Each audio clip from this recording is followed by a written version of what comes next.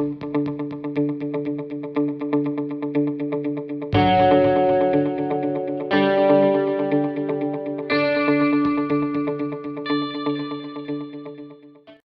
and gentlemen, welcome back to episode 5 of the Heated Exchange, brought to you by Blitzalytics. As usual, my name's Austin Geller, along with my good friend Jett Rosenstein. Jett, how's your week going, man? Pretty good, busy with school and everything, but we both know the NFL season is back with the first game Thursday night between the Bucs and the Cowboys, along with full slate of games this weekend. No more Sundays without football until February, so I'm excited. It's an exciting time of year, and I know you're looking forward to it just as much as me. Oh, very much. Football season is the best time of year, no doubt about it. So I cannot wait. Yeah, so we have a great show planned for you guys. After all the drafts have been completed, it's time to look forward to not only the season, but all the players that we like and all the numbers that we've talked about on past episodes. But before we get into a little bit of a week 1 preview, we had a draft for Blitzalytics over the weekend. 10 of the guys that work for the company got together through Sleeper, and we did a super flex draft. It was a very interesting draft from my perspective, considering it was the first super flex league I did. I'm pretty sure that was Austin's first super flex draft as well. Yep. Just before we get into it a little more, what do you think of the draft overall? Very different draft than what I've done in my past. Like you said, it's my first time doing a super flex league. So very odd, very difficult at first, really had to value running backs and quarterbacks. Typically in a normal draft, I wouldn't take a quarterback higher than the third round. Like I'd wait till at least the third round to take a quarterback. So it was very weird having to take them earlier, and it was just very different. But I agree with you on that. Because I was trying to figure out. So my first pick was Josh Allen at pick number 8, and according to the sleeper rankings, Josh Allen's ranked in the top 4. But again, there's running backs are still at a premium. But I decided that why not have a little advantage over everyone with Josh Allen as my QB. And yeah, I think all of the teams came out pretty well. But what did you think of your team, Austin? At first I was a little skeptical of my team, only because I've never done something like that before. But after looking it over, I actually am very thrilled with what I did in the draft. So I'm very confident going into this season. I loved all of my picks except for one, and you stole him from me. And that would have made my team absolutely perfect. I knew you wanted him, so. Yeah, that was a very, very low move by you. But that brings me to my question. Which of the teams, including yourself, do you like the best out of all the teams in the league? So there were actually a few teams I really thought were good, and I never want to do this, but I actually think I have the best team in the league. And I really, again, I don't like talking about myself like that. But when I took a look at everyone's teams, I thought I actually had the most balanced and most elite team out of anybody. So with my first pick, I drafted Kelsey, who first off fills a tight end spot, and who's also a top 10 wide receiver in football. So after Travis Kelsey, I believe I took Kyler Murray, who last year was QB2, and I don't expect him to, fall below QB3 this year. He's going to have an elite season once again. So in following that, I have Clyde Edwards-Helaire, who I think is going to be a top 10 running back this year, especially with KC's revamped offensive line. No Le'Veon Bell anymore. No Damian Williams. In addition, I have the combination of Amari Cooper, Tyler Lockett, and Justin Jefferson, all of which are, I think, top 10 receivers. Maybe not Lockett, but who I think is still a top 15. But Cooper and Jefferson are just elite talent, both great route runners. And then as my super flex, I have Jalen Hurts. who came onto the scene last year. Everyone saw what he did. Crazy rookie year. He lit up. I mean, he lit it up the moment he stepped into the league. He's dynamic. He does it through the air, does it on the ground, and he looks locked into this year. So overall, I mean, the only pick that I really was not thrilled about, which you stole from me, was I had to take Leonard Fournette as my RB2. And I wanted Damian Harris. Of course, Jett knows how much I love him, even after you bashed him last week. I bashed him for where you took him. I don't bash. I have Damian Harris in like 3 leagues this year. So You bashed me for taking him last week. You took him this week. You're literally a hypocrite. But it's fine. Other than that, I think I have Sutton and Cooks off the bench, who were both the wide receiver ones in their respective teams.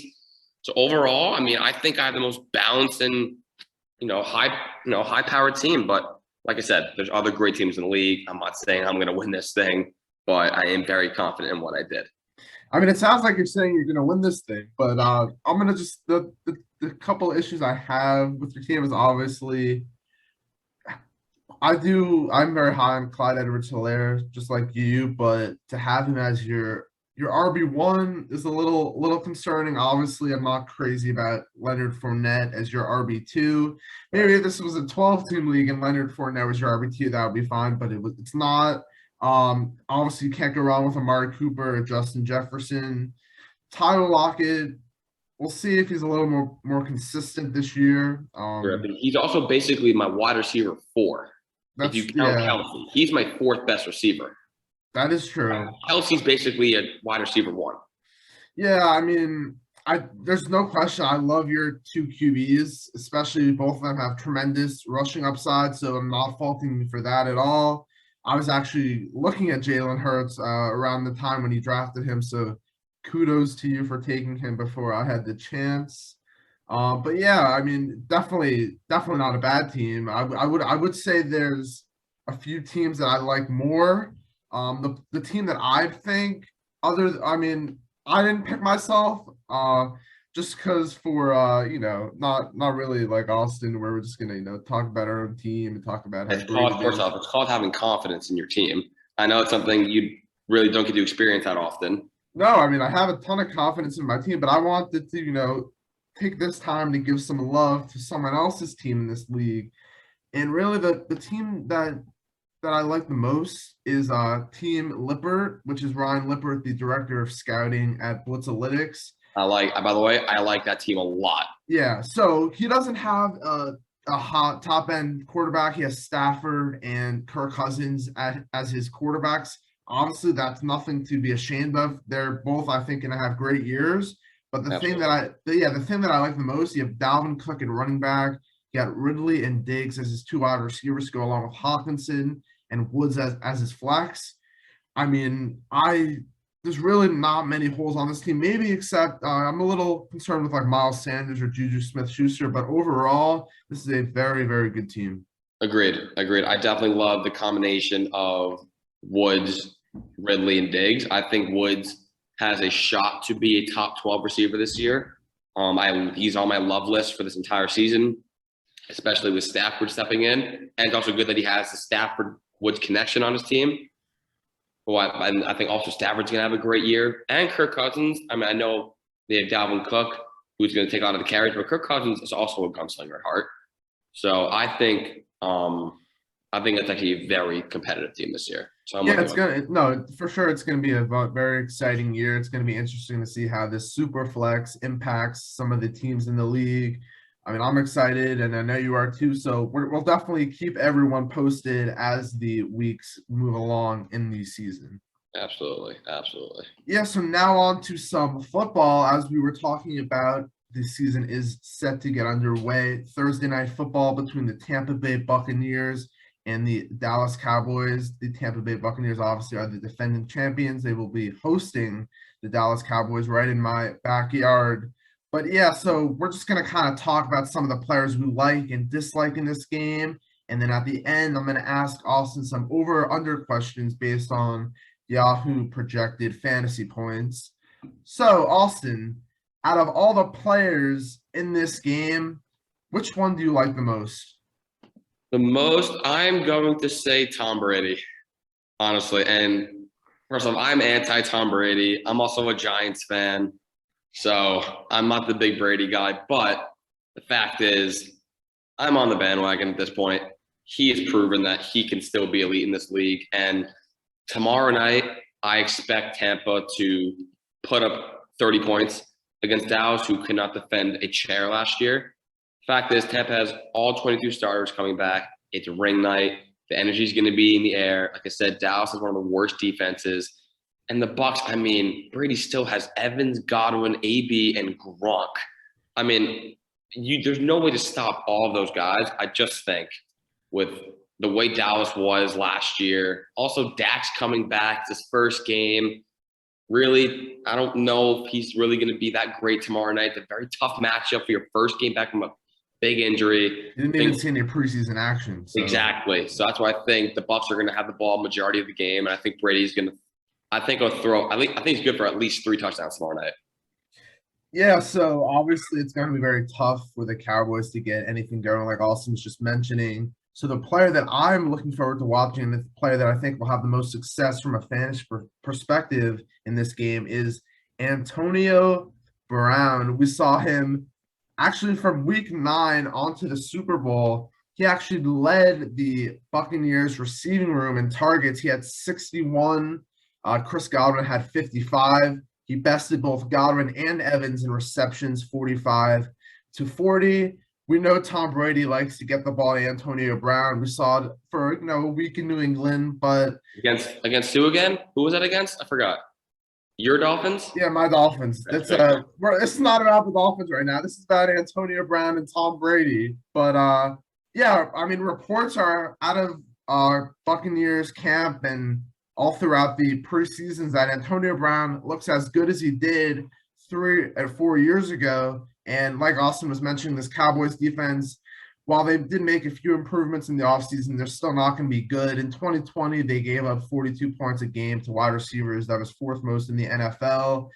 Personally, I think there's a very good chance that Antonio Brown leads both Godwin and Evans in fantasy points, just because we know what Antonio Brown is capable of. That's a bold prediction, my friend. Mike Evans is bound for a little bit of touchdown regression, I feel like. I mean, Chris Godwin right now is not even 100% healthy. He wasn't healthy last year. So if Antonio Brown, can leave the drama away from the game and just focus on football and continue to build on his connection with Tom Brady, I think not only is going to have a great week 1 performance, but he's going to have a fantastic season. I really cannot disagree with that. I think he'll have a very good season. Do I think he'll be as good as you think? No, I think there's just too many options on that team for a guy to really be that great. But I do agree with you. I think he will have a very productive year. However, the receiver that I like tomorrow night is Mike Evans. I think it's one of those games. I think he is good for 80 yards, 7 catches, and I think I know he's finding the end zone at least once. I think Brady's going to throw for 300 yards tomorrow and a few touchdowns. I think Evans will be the recipient of one of those touchdowns. I mean, Evans has been one of the best receivers in the game. Has had a 1,000-yard season every year. Yeah, every year he's been in the league, which is insane. We know Brady loves to go find him in the end zone. I just think that his touchdown numbers might be a little bit unsustainable. He still can make up for it in the yardage department, and I don't know if his touchdowns are going to regress. That's what they use him for. He is their red zone and end zone threat. Godwin and AB may get more of the yards in the open field, but when they're in the end zone, they're looking for Evans, no matter who they have. That is true. I mean, I just think honestly, the Buccaneers might end up passing the ball a little bit less, I think, than this year. They might want to get their running backs a little bit more involved, maybe run the ball around the red zone with Ronald Jones and Leonard Fournette. Not saying they want to give it to Fournette, by the way. I'm fine with that. Fine with that. Oh, but yeah, I'm going to just flip the script a little bit here, talk about a guy I do not like in this game, and that guy is Ezekiel Elliott of the Dallas Cowboys. He's going against a defense that really shut down running backs last season. Yep. I'm a biggest fan of Ezekiel Elliott as anyone coming into this season, but he's going to have a very tough time finding holes against this Bucs defense. However, I will say if he does put up a lackluster performance, it'll be the perfect opportunity to buy low on him. Yep. Some Zeke owners are going to be a little antsy and upset about his week 1 performance if he does underperform. Considering what he did towards the end of last year, people might be more willing to give him up. So I think that presents a great buy low opportunity if he does underperform. I agree with you. I think Elliott's going to struggle tomorrow night. And honestly, so my guy that I don't like for tomorrow is Dak, like I kind of mentioned before. I think not because Dak's not good enough. I think just playing the Buccaneers for your first game back since last October, I believe, is just not ideal against any other team or most of the teams. I'd say Dak Prescott's going to have a good game. I think Dallas is going to struggle tomorrow night. I really do. Especially this, the Buccaneers, it's their first game back and their home crowd after they won the Super Bowl. Exactly. Ring night, the energy is going to be in the air. Like, Dallas may struggle tomorrow night, and it would not shock me, which is why, and I my final score prediction, which may be a little generous towards Dallas, I'm saying 31-20 Tampa. Mm-hmm. But I'd even say 31-17. I think Tampa's going to just dominate them both sides of the ball. So I'm going to say the final score is 27-17 Tampa Bay. I think they'll fall just short of that 30-point outing. There's going to be a lot of rust on the Cowboys offense just because it's, Dak is coming off not only the ankle injury, but throughout camp, he was suffering from a shoulder injury. So it's going to be very interesting to see how I think Dak is going to be great long-term, but for week 1, it's going to be a struggle. Agreed. And did I hear correctly that Zach Martin will be out for COVID? Yes, he's out for COVID. Yes. Yeah. That's another reason. That's going to hurt. That's going to hurt Zeke and Dak. Oh, exactly. Yeah. 100%. But I have some over-under questions for you, like I mentioned before. So these projections are all per Yahoo Fantasy. Right now, they have Dak Prescott as projected to score 21.78 points. Austin, over or under? Under. How much are you thinking? Prescott will put up his ceiling, I think will put up 18. His ceiling. Okay. Yeah, honestly that seems about right. I mean, yeah, he's definitely not gonna have one of those boom weeks. Definitely not in his first week back. I will tell you though, I don't know who they play next week, or week 2, I should say. But I bet you after week 1, after he gets the rust out of him, I could so see Dak going off for like 25 points in fantasy. Oh yeah. We were both very high on Dak. So absolutely. Yes. But the next one, guy that you've talked about a good amount, Tom Brady, over under 21.21 points. Over. Give me the over. All right. Ezekiel Elliott, over under 17.14 points. Under. Ronald Jones, over under 10.74. Give me the over. Oh, interesting. But barely, a little. Like, I can see him getting like 12, 13 at most, but definitely over 10. Do you think he finds the end zone? No. Okay. I think he'll have – I can see him getting like 70, 80 yards on the ground and maybe a few receptions. Okay. I think Brady's gonna have like 3-4 touchdowns tomorrow. All right. CeeDee Lamb, over under 17.06. Under. Amari Cooper, over under 16.68. Over.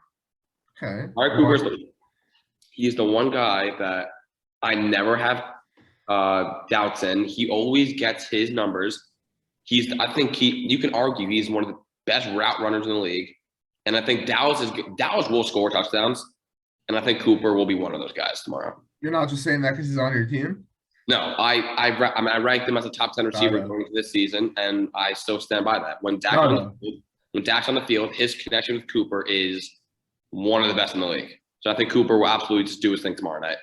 Don't disagree with you there. A few more. Chris Godwin, over under 17.39. Under. Mike Evans, 16.38. Over. Really? Over. Like I said, I think he's good for about 80 yards, a touchdown, and at least 5 receptions. Okay. All right. Final one. Antonio Brown, over under 13.28. Give me the over for AB. Yes. I mean, I said this. I think he's gonna have the best day. We'll see. Obviously, time will tell. So, but we've seen in the past. Now that AB has had a kind of longer time under his belt with them and a preseason with them.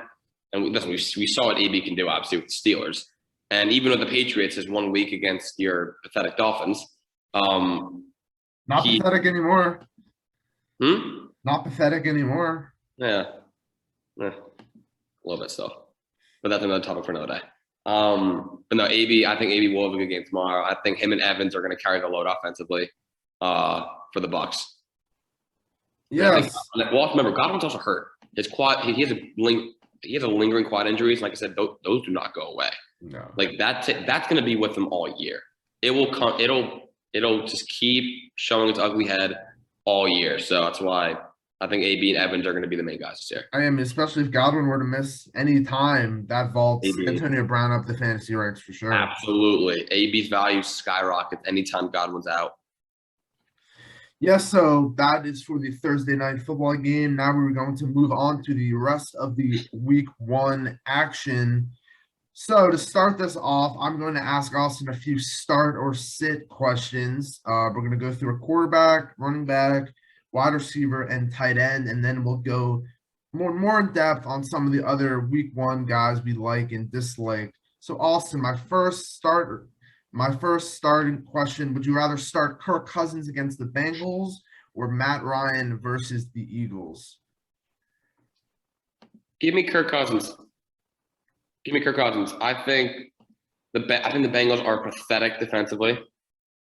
And frankly, with their O-line not being great, the Bengals O-line not being great, and Burrow's first game back, I don't know if Burrow's going to have a great game in week 1. It's his first after a big knee injury like that. I think they're going to struggle a little bit week 1. I think the Vikings are going to control the tempo. They're going to have the ball in their hands most of the game. And I think now that Justin Jefferson's had a year under his belt, I think Kirk Cousins and that offense are going to explode. Honestly, I could see him dropping at least 30 that really? week. Wow. I think Kirk Cousins is good for 250, 3 touchdowns. And I think it's a easy start sit for me. Okay, next one. Raheem Mostert versus the Lions or Gus Edwards versus the Las Vegas Raiders? Give me Mostert. This is a revenge tour for the Niners. And frankly, I think Mostert's going to just ball out. I think they're going to pound the ball into the middle. And I think, frankly, Detroit, they don't have much. And I think San Fran's going to make a statement in week 1. So what do you think about the Le'Veon Bell acquisition to the Ravens? Do you think that hurts Gus Edwards at all? I don't know. Honestly, I don't know. I think Edwards pretty much has his role. I think people are overreacting to the Le'Veon Bell news. I think Bell's going to be brought in maybe as a third down guy, but honestly, he's pretty much past his prime. I think at this point, I think they're bringing him in just in case. But I think Edwards is going to do his thing regardless. I wouldn't worry about Le'Veon Bell. I'm not even picking him up in any of my leagues. Oh yeah, I'm not either. He's not someone I'm looking at. I think that he's really not going to be fantasy relevant for much of the season. You still got Lamar Jackson basically as a running back, and Gus Edwards is still there. So that's why if it's between Mostert and Gus, Mostert, he's the only guy taking those carries. Like Lamar, unfortunately, is going to take carries from Gus Edwards. Oh yeah, 100%. But the next one I have is Robbie Anderson in a revenge game against the Jets or Tyler Boyd versus the Minnesota Vikings. Give me Robbie Anderson. One of my favorite guys in the league in fantasy football this year. I targeted him in every one of my drafts. The connection between him and Sam Darnold we saw a couple years ago is very strong. And frankly, I don't really know what the Jets are going to be like, but fact is the Panthers have so much firepower on offense, and the Jets are going to you're going to have to just focus on McCaffrey. And it would not shock me if, frankly, you see Darnold hit Robbie Anderson on a couple 40-yard bombs week 1, and I could still see him finding the end zone too. I think he's going to have a great week against his former team. Him and Darnold both great weeks. Yeah, I think Darnold's out for revenge. I think he wants to prove to not only the Jets but the whole NFL that he no longer is seeing ghosts on the field. Absolutely. I think, frankly, I've told people this all year. I think Darnold can be one of the best quarterbacks in the league statistically this year. Statistically this year. frankly, I've always thought he was a good quarterback. I mean, just when you're at the Jets, Yeah, I mean, especially Adam Gase. Adam Gase, who's literally seeing ghosts. You can't thrive. Like he had to deal with Todd Bowles, then Adam Gase. I think with a team like this, with McCaffrey, Robbie, DJ Moore, I think Darnold's gonna have one of those big years. He's gonna throw. I think he could throw for 3,500 yards this year, 20-something touchdowns. Like, I'm definitely rooting for Sam Darnold. Oh yeah, he definitely. I mean, coming out of college, he was the second pick in the draft. So obviously the talent was there. He just obviously found himself in a poor situation. So this is going to be the best situation he's been in. So this is his chance to prove everybody wrong. So, Absolutely. Yeah. So my final one is Robert Tonyan against the New Orleans Saints or Logan Thomas against the Chargers. Give me Logan Thomas. Love him going into this year. And he has a quarterback that, frankly, if you have a receiver on his team, you take him. Fitzpatrick is throwing this year, and he's a gunslinger. And he does love to hit his tight ends, if you've watched him in the past. And Logan Thomas established himself last year with basically no good starting quarterback. And I think Fitz is better than anyone who started last year for the team. Give me Logan Thomas. I think Robert Tonyan's he's very touchdown dependent, and I think he's bound for regression this year. Like, I think about last year, he had like 3 of his touchdowns came against the Falcons in a game.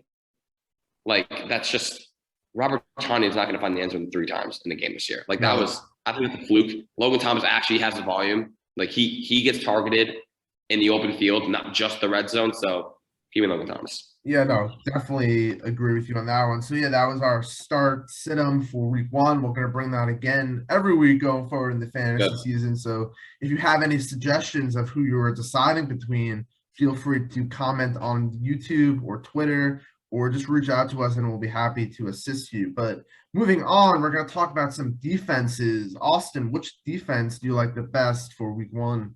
So for week 1, I have my eye on one defense, and that is the 49ers defense.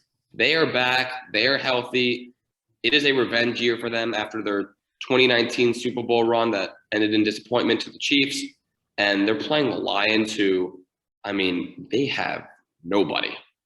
Like, again, they have Swift and Hawkinson, but they are a sorry organization right now.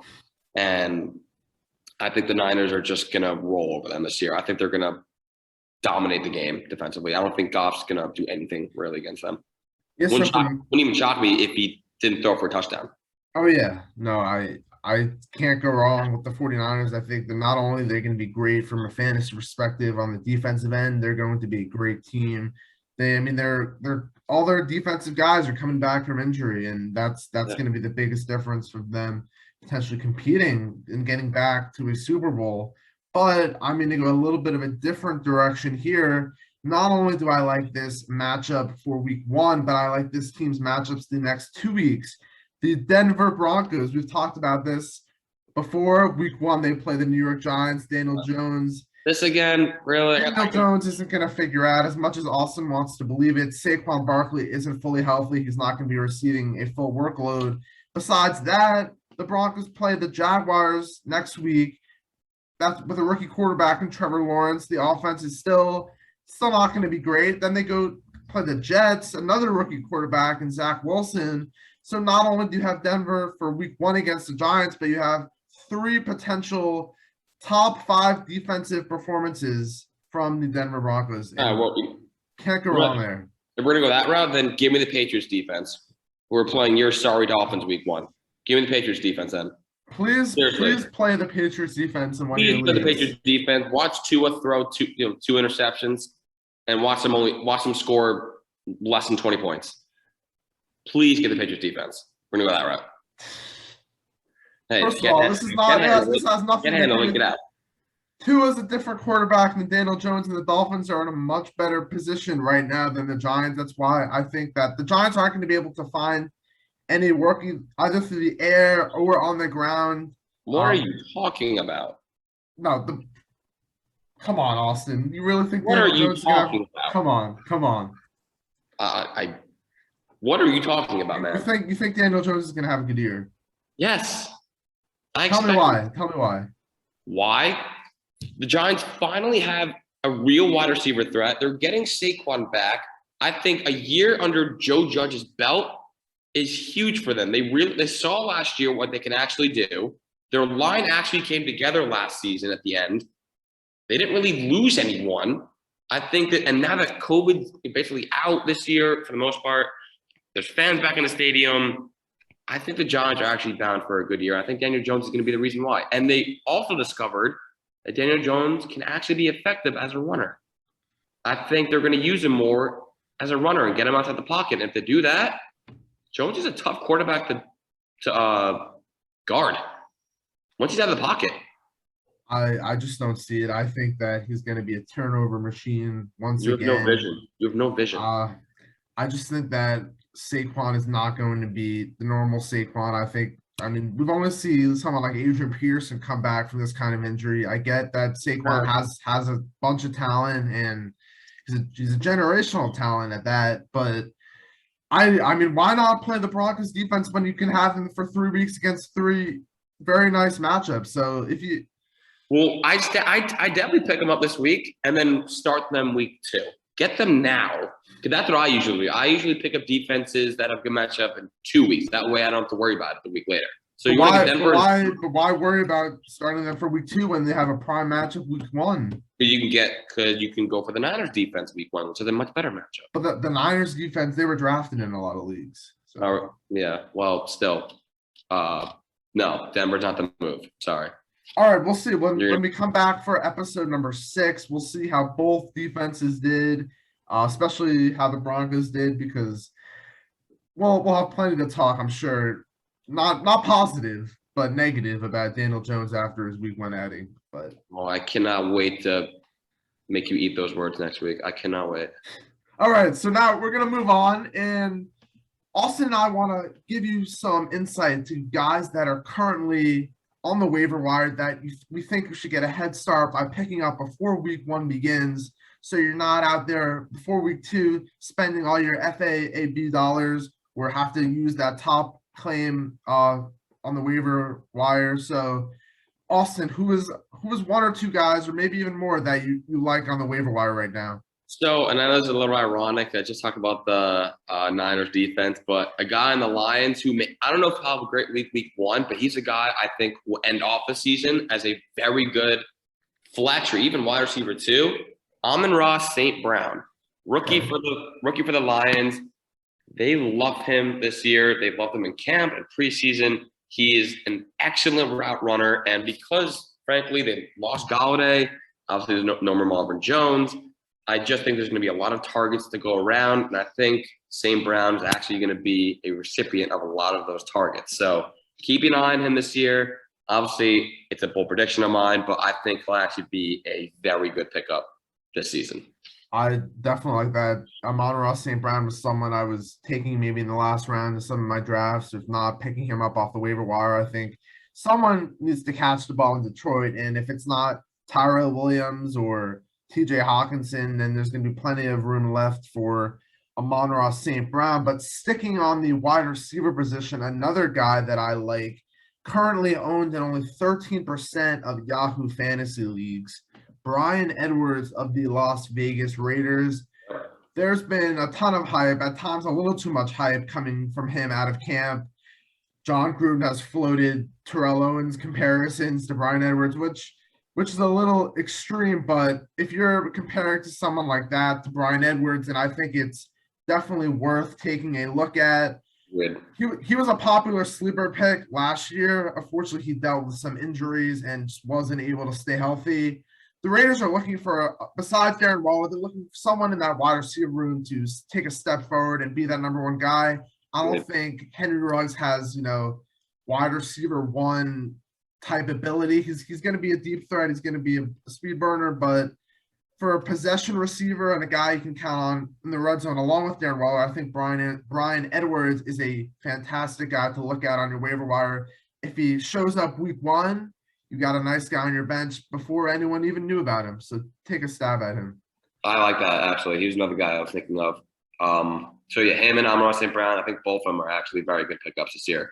So if they're available, right now in your leagues, I would honestly go after them right now, stash them on your bench. I think both those guys actually have chances to break out this season. Yes, absolutely. Better to get ahead of the trend. Like I said, you don't want to be in the waiver wire amidst your league mates having to compete for that guy. You can get him now, stash him on your bench. You'll be good to go for not only week 2, but the rest of the year. Absolutely. Absolutely. All right, so the final segment of this show is we're going to talk about some bold predictions. What better way to start the season than give some bold predictions, be bold, and hopefully it works out. Awesome. What's your bold prediction for this 2021 fantasy season? My bold prediction for the season, honestly, and I know, Jett, you're not going to like this, Joe Mixon will finish outside of the top 12 running backs this season. I know. I'll make this very simple. He's injury prone. The Bengals have a bad line. Burrow's coming off a catastrophic injury, a very bad one. And frankly, I don't trust the Bengals offense right now. I don't trust them. I think Mixon is a top 12 talent. Absolutely. But will he get there fantasy wise? I don't know, because it really depends on Joe Mixon, on Burrow on that line. But yes, Mixon is a absolutely top 12 talent, purely talent. But I don't know if he can get there with what's going on with the line in Burrow. That's why. Yeah, I'm not going to get into why I think you're wrong, because we would be here for hours upon hours. I'm just going to say that Joe Mixon has top 5 upside, and I think you're crazy for making. I get it. It's a bold prediction, and it's definitely not out of the realm of possibilities. But mine's honestly a little bit more bold. The direction I'm going is I believe that Derrick Henry will finish outside the top 10 among PPR running backs. Hear me out here. So Derrick Henry had a monster season, career year, broke tons of records. Here's why I think he's going to. I mean, I was drafting guys like Ezekiel Elliott, and I think even Austin Eckler might finish higher than Derrick Henry. Agreed. First of all, obviously Derrick Henry's not involved in the passing game. Now he also has to deal with Julio Jones being added to this team. AJ Brown is still there. Potentially, like if you look at all those carries in not only high school, college, and the NFL, gotta think his body's gonna have to wear down eventually. Not hoping for an injury, not preying on his downfall or anything, but just taking common sense into this. I think that with an extra game in the season, the Titans may not give him that crazy workload like they normally do. They might want to get Darrington Evans, their back, involved a little bit more. But I just think that along with considering PPR leagues he's not involved, I think it's a real possibility that Derrick Henry is not only a bust, but finishes outside RB1 territory. In the wise words of Stephen A. Smith, that is blasphemous. First off, and before we wrap this up, 2 things. 1, you should be thrown in the dungeon for that. You were talking about King Henry. And 2, he literally led the league in rushing 2 years in a row. And you're going to say he's outside the top 10? That's not bold. That's just ludicrous. It's bold. It's bold. No. It's ludicrous, but I expect nothing less from you. So all right, we'll come back to this around December and see where this stands. But yeah, that was episode number 5 of the Heated Exchange. Like always, we appreciate you tuning in and hearing our insight on the world of fantasy. Plenty more to come down the road. It's going to be a long season, crazy moves all throughout the year. Things are going to change, and we're going to keep you posted on all the latest fantasy news and give you all the advice you need to win your championships. As always, check out our content on Blitzalytics.com for more fantasy articles and NFL articles, and stay tuned for episode number 6 next week. Remember, guys, can't handle the heat, get out of the kitchen. There you go. All right, guys. See ya. See you guys.